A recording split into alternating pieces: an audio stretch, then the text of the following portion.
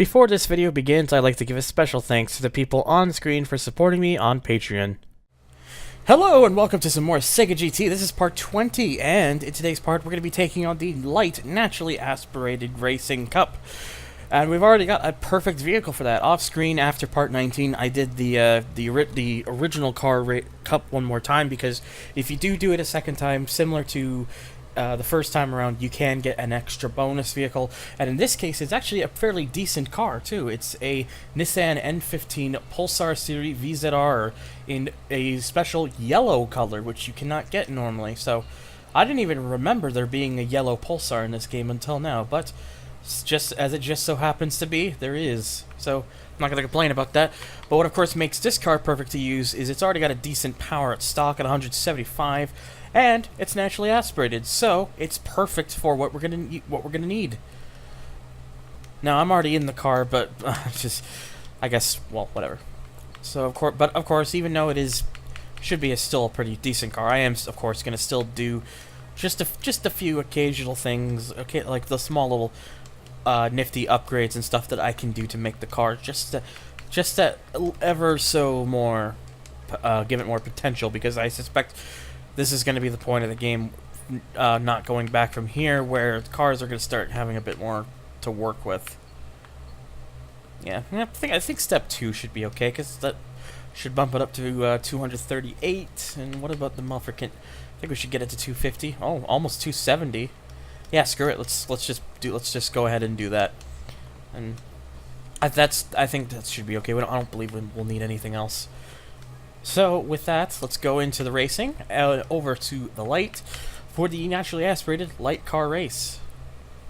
Excuse me. The three tracks we have today are Night Ground Reverse, Night Section B, and Great Rock Road Reverse, with a 3,000 for winning a race, 1,000 for pole position, and a $50,000 champion bonus. A pretty hefty bonus if you consider in comparisons. So what are we pairing up against? We've got another Pulsar, we've got two different MX-5s, a Celica SS, and an Integra Type R, just about fairly what you'd expect. So, with that, let's go in to the first race here, which is Reverse Night Ground. Seems like this track is really starting to show up a lot during some of these last several parts of the LP. They're really trying to get their bearings in. Oh god, I completely botched the fuck out of that start. That's probably going to cost me, but we'll see. Certainly picks back up to speed though fairly quickly, so those upgrades did certainly help. I'm kind of curious to see what color the other Pulsar is. It's probably not going to be the special yellow one. If I were to have a guess, the closest thing to default would be blue or white. So, no, I think we still got it quite easily. Yeah, we're fine. Even with that very botched start, we don't get fastest lap, but we still get a pole position by about a second and a half over the Integra, apparently. So yeah, despite me really making a hodgepodge of that, there is nothing to worry about. I know, I do put a little more into these cars than I really need to be doing, but I guess with the way I am, I like to be safe rather than sorry, so, you know, safe over sorry. Oh, I see blue back there, so, but I think that's one of the other cars. In fact, oh, the other Pulsar is black. And I think I really badly shifted because everybody's passed me. Because I was too busy trying to look at what the other Pulsar color was. Oh, I've just killed an MX-5. I think that was an NA MX-5 as well. The old Miata. And yes, I keep saying MX-5 because that's the only thing the car has ever been called in PAL regions. And remember, this is the PAL version of the game because it has additional content over the other ones. Well, minus like 4 or 5 Carrozzeria bodies in the Japanese version of the game, which I will try and show off in a bonus episode later on in the LP. Oh god.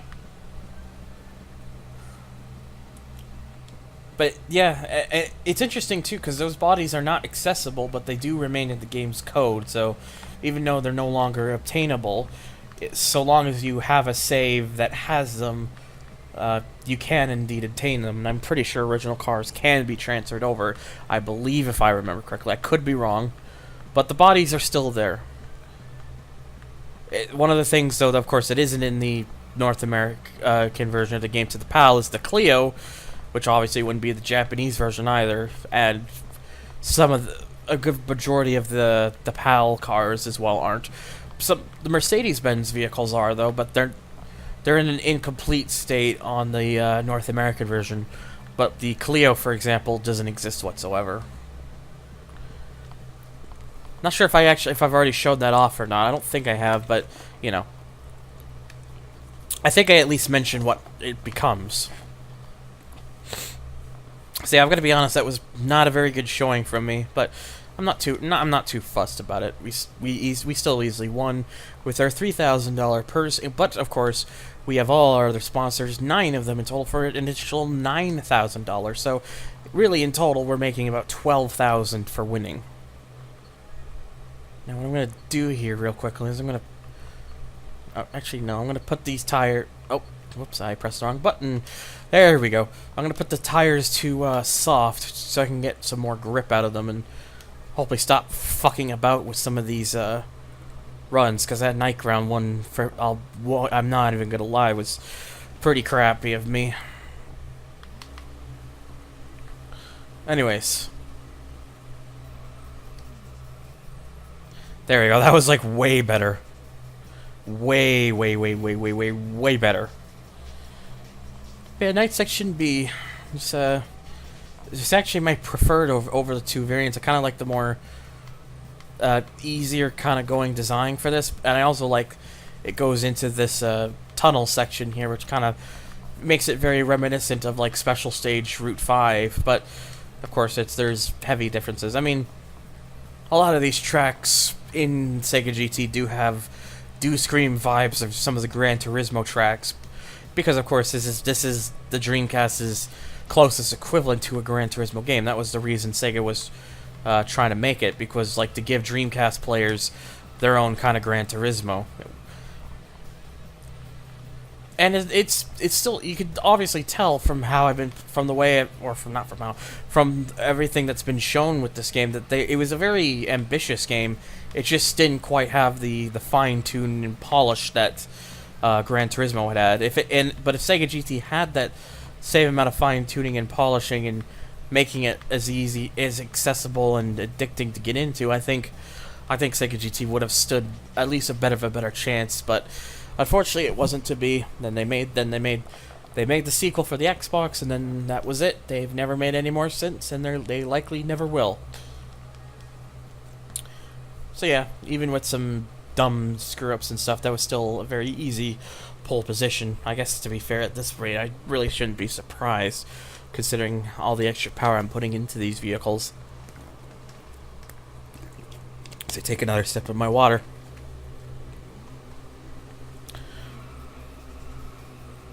I was actually just curious to see how far that first gear stretches to.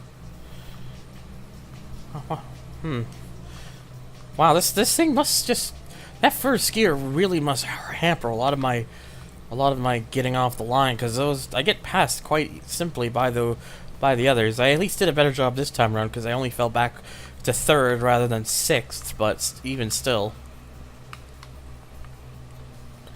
I guess if anything, maybe I really should just be shifting into 2nd at the start, though I don't. Though I'm just wondering, if I do that, would it just be too early? This car also loses almost all of its momentum once you get into 5th gear. 5th gear seems like an overly long cruise gear almost. I really fucked that one up. Holy shit. I mean, I like to just have the car bounce off it, because it is actually the faster way to do it, even though if it is a little cheap. But that was just a really poor entry, and that just, killed the car. But nevertheless, since in all the other gears that aren't 5th, it's easy to get this thing back up to speed. We're already getting back into the swing of things. We just gotta catch that silica back, which shouldn't be very hard to do. Yeah, fuck, I'm gonna leave the car in 4th gear, honestly. And I fucked that one up because I just had a very terrible entry. Just don't go into the corner. Just gonna move this a bit. Don't go into the corner like I did. That's pretty much a recipe for fucking it up. Okay. Sorry, I'm just adjusting it around a little bit. I'm not using my usual chair that I have been using for my desk because it gets too uncomfortable to sit in after a while. So I'm doing something a little bit different this time around. At least will be for the last month or so whilst I'm here, and then it'll likely change again once I'm out west. But the goal for me is to get this game done and all uploaded before that happens. I'm at this point now very committed to doing that. I need to just stop sitting about it and, you know, just get it done. And that's exactly what I think I'm gonna do. And Jesus Christ, every time I start clawing in and, you know, about ready to reclaim that first position, I do something to mess it all up. Maybe I should have put just a little bit more power into the car, or done other things to make the handling maybe a little better. Okay, well at least this time I only brushed off that with a little bit of speed lost compared to last lap. It's fine, it's fine. We'll just get the car back up. That's all I need to do. There is still hope at the end of the tunnel, even though I've passed the tunnel.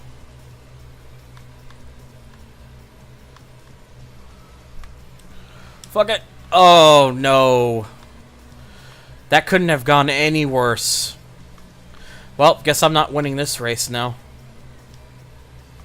Because the Silica had to be in the way there, so that just really cut it loose, cut everything off there, and I bounced off the wall. So yeah, I've officially killed any chance of winning this race now. Right. Well, maybe I should have been a bit smarter with applying some stuff to this car. Shit. It's fine. We're not gonna worry about it right now. Anyways, we've got one more track to go. Anyways, so we only get 1,000 there, and of course none of our sponsor bonus because we didn't win. We are still first place in the point standings, and that's the important thing. Set this bottle aside. Oh, whoops, my bad. At least this is a fairly simple track with only one major corner, so.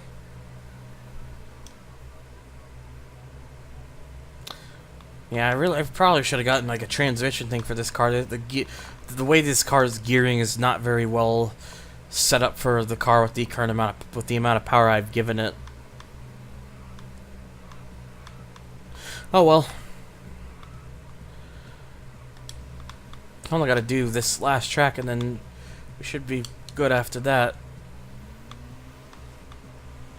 Still hate that corner because there's no. I can never find a really good way to go around it. It's just the way the game's handling is, I think. Yeah, I kind of botched that a bit. It's fine. It is fine. So now all we need to do is just get the car to the finish, which we are more than easily gonna do. I didn't even get pole position. Oh boy, maybe I should start worrying now. Wow. Okay, it wasn't by, I didn't get it by much, but even still, like, am I really getting to the point now where I need to put even more into these cars? Because that's what I'm starting to think. It's fine, we just got to do the race. The race might be completely different from the qualifying.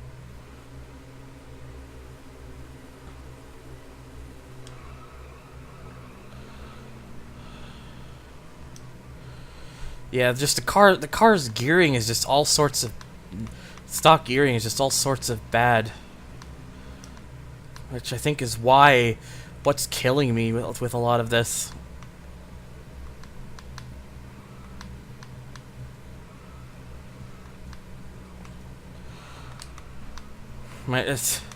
Oh my god, again with the game just like putting me in place, like after hitting one of the others. That one wasn't even as much of as one I was possibly aiming for. It just tend to happen that way. Let's not have a repeat performance, please. Okay, it's fine. We're past the Celica now. Which would have been one of the ones to look out for. And now we're in first place, because I'm not letting off on the throttle there, because I don't need to. Now this is where all the fears and all the doubts should hopefully come to rest. So long as I don't make a complete hash out of this. That was actually pretty well done through there. Not too bad. That should be good to keep the space well. Yeah, I didn't lose too much speed from there. It's fine. And plus, at this point, I'm already starting to really like pull away from the others, because I'm now really being able to use the power and speed advantage of this car now. Even still managed the fastest lap. 48.951. But yeah, now I'm pretty much in my own territory, where I don't think I'm going to be even remotely challenged. Okay, that was a colossal mistake.